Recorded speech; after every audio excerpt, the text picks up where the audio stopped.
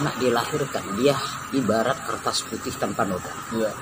Maka tergantung kita yang dewasa mau membentuk anak ini mau jadi apa. Jika mau dia hitam, torehkan spidol hitam di atas kertas putih. Jika mau merah, torehkan biru. Kalau mau dibikin belang-belang, coret-coret lah. Ya. Karena pada dasarnya semua anak ya yang terlahir dari seorang ibu, terserah dia bangsa apa, suku apa, agama apa, anak itu tidak punya dosa.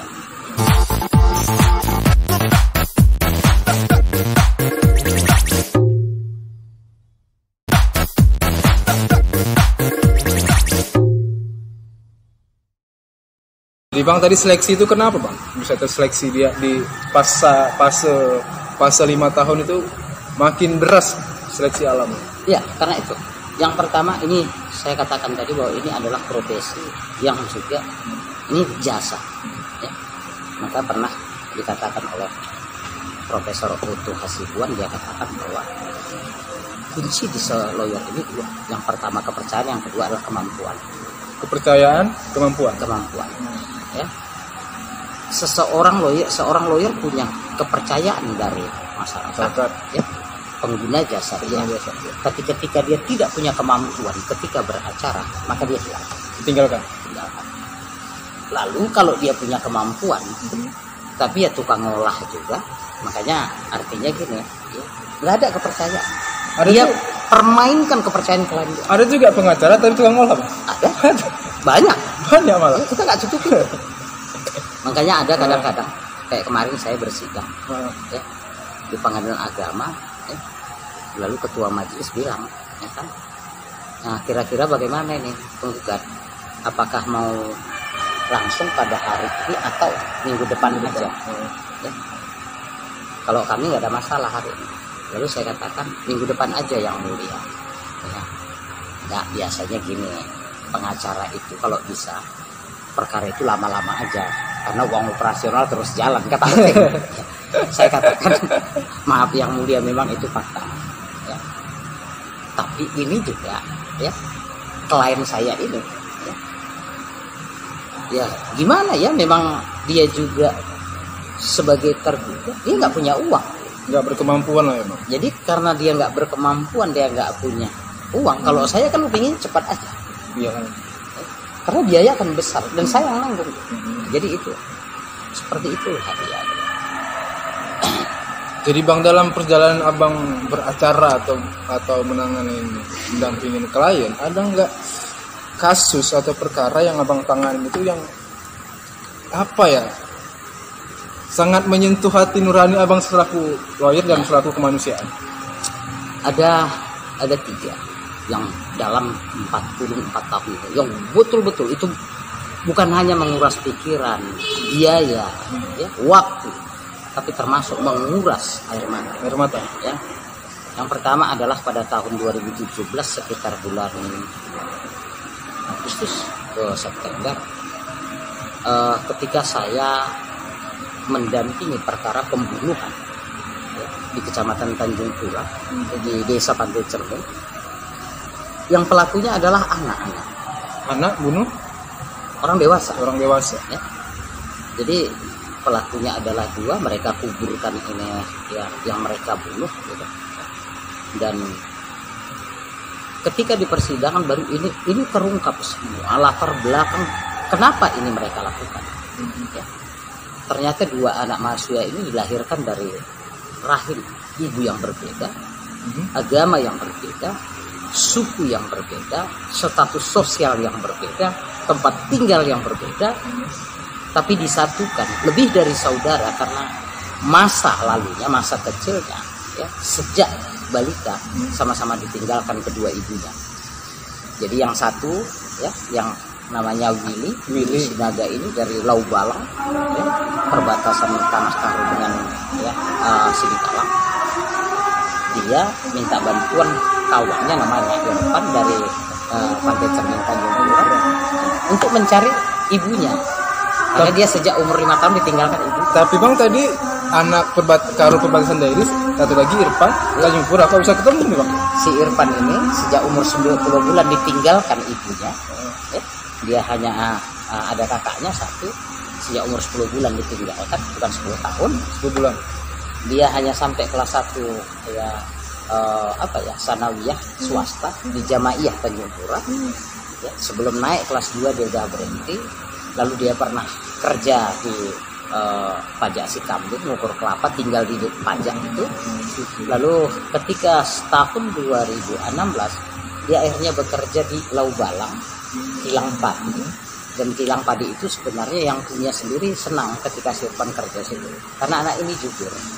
Jadi kalau menurut pengakuan dari sana, sebelum itu yang mengoperasikan kilang padi ini kan keluarga si pemilik. Jadi kalau orang misalkan nanti ngiling padi 1 ton, laporannya 500 kilo. Lalu sejak si Irfan di situ tidak bersih, dia tinggal tetangganya lah si Willy. Jadi mereka itulah kawan dia yang malam duduk.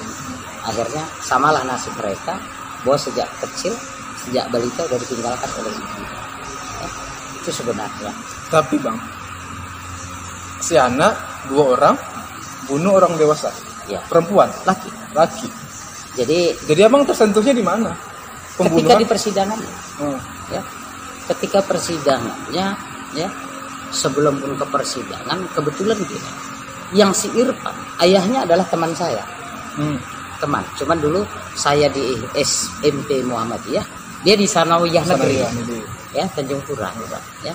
Jadi saya tahu betul kisah ya, si ayah daripada si Irfan ini, ya, sama si Irfan ini dan kakaknya ditinggalkan oleh ibunya ketika si Irfan umur 10 bulan. Si Irfan ini tinggal sama andongnya. Di satu sisi andongnya ini udah tua renta, jadi ayahnya juga harus mencari penghidupan, bukan hanya untuk anaknya tapi juga itu orang tuanya, bakti sama orang tua. Hingga akhirnya kedua anak ini ditinggalkan di rumah. Dia sempat kerja ke Aceh, ke Pekanbaru untuk pemasangan instalasi listrik, dan di lingkungannya ini memang lingkungan sesat. Maka terungkaplah di persidangan bahwa sejak kecil si Irfan ini telah diajari untuk mencuri oleh tetangga-tetangganya. Tanjung Pura. Iya, seperti itu. Jadi ketika itu, ya, orang tuanya datang, dia kasih tahu, oke, saya tangani gitu. Ya. Lalu ketika di polsek ketemu pula sama orang tua si yang satu, si Naga, si Willy, akhirnya udah sekaligus saya tangani gitu. Dan di persidangan lah akhirnya, ya, fakta-fakta yang terjadi dengan masa lalu mereka ini terungkap. Tidak seperti yang diketahui publik dan tidak seperti di dalam BAP itu sendiri keseluruhan. Apa yang berbeda bang dari pengetahuan publik? Pasti pembunuh, pasti jahat. Faktanya bang? Tidak. Ya, jadi makanya sering saya katakan bahwa, ya, seorang anak dilahirkan dia ibarat kertas putih tanpa noda. Ya.